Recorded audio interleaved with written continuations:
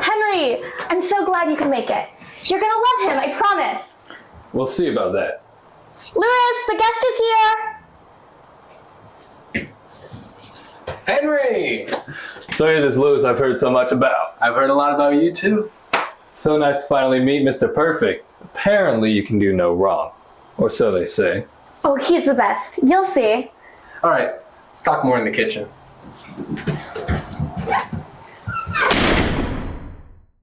So, tell me about yourself. What's your game, Mr. Lewis? My game? Well, I don't tend to talk about it very much. It doesn't end up going well most of the time. What? No.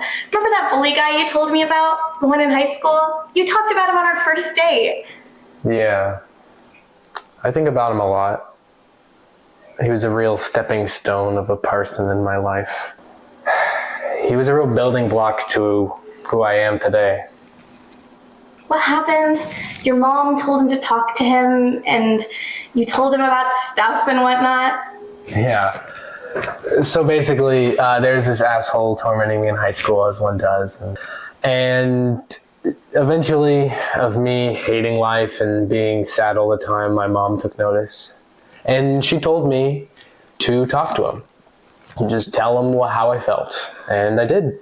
I talked to him about a bunch of stuff. He told me about stuff. And he wasn't a problem anymore. Never had any bad interactions anymore. And yeah, my mom was right.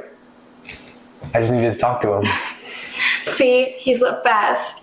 Most guys don't talk about their problems. They just resort to violence or aggression. But not Lewis. He's different. Well, violence doesn't seem to be a strong suit anyway. I'm gonna go to the restroom. Why don't you guys stay here and chat for a while? All right.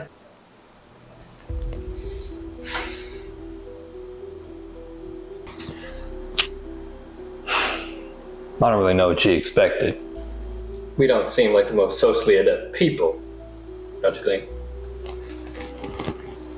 Yeah, well, you couldn't be worse than me.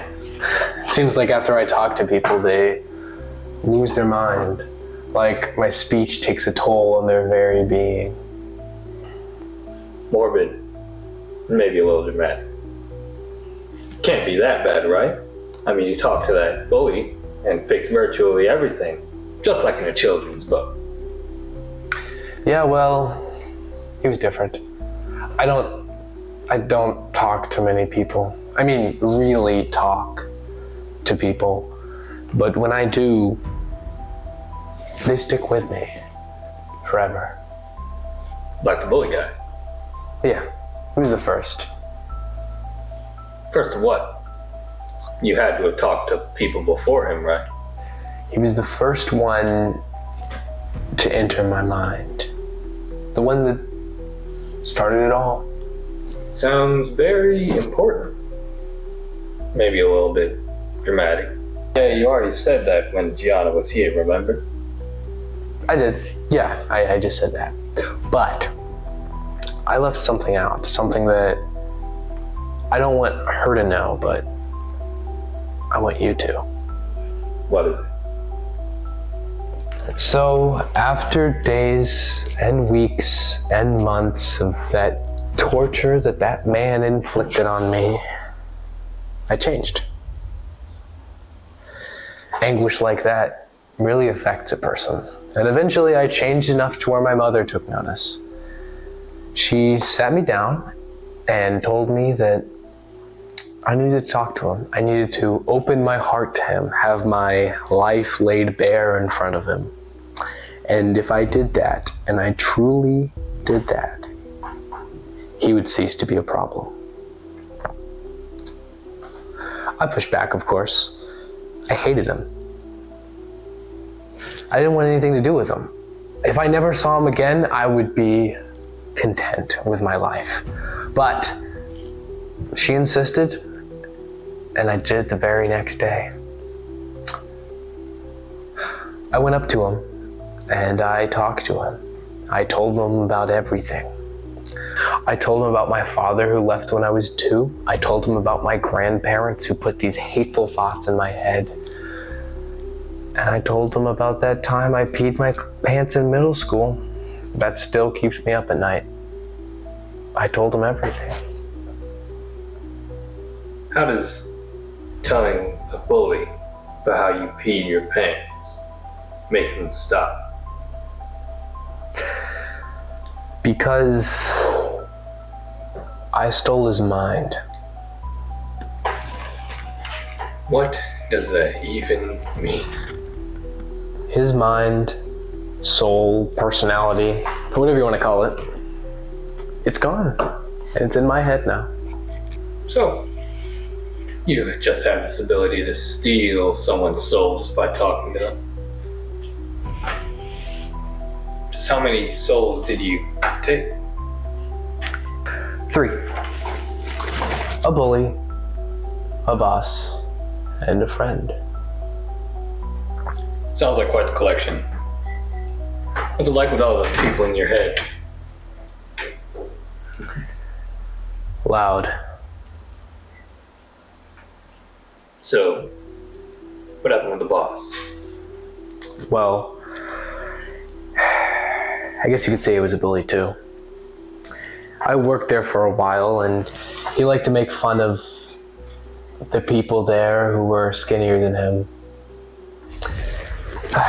He was a gym guy and he used that ability to oppress and just justify being shitty to everyone else in hopes that they would improve their lives. And by improve their lives, he meant get big fucking muscles. But it was bullshit. Like, it was terrible to everyone and everyone hated working there because of it. Eventually, I had enough and I went and talked to him. I really talked to him. I told him about my dog that ran in front of a moving car just to get away from me when I was a kid. I told him how much I hated it. Hated it when he talked to my girlfriend. How much I hated him so much. How bad I was and how I should be broken up with to my girlfriend. I hate him. I hate him so much. Your boss did all these things?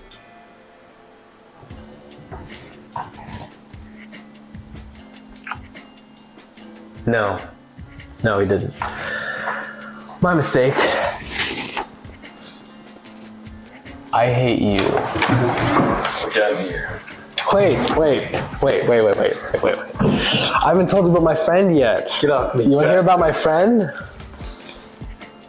It's you. Sorry that took me so long. Where's Henry? Oh, he left. He said he had to go pretty suddenly. It was weird. But we ended up having a pretty good conversation. Strange. It's not like Henry to leave without saying goodbye. He's definitely gonna owe me lunch after this. But I'm glad you guys hit it off. Yeah, you were right. All I needed to do was talk to him.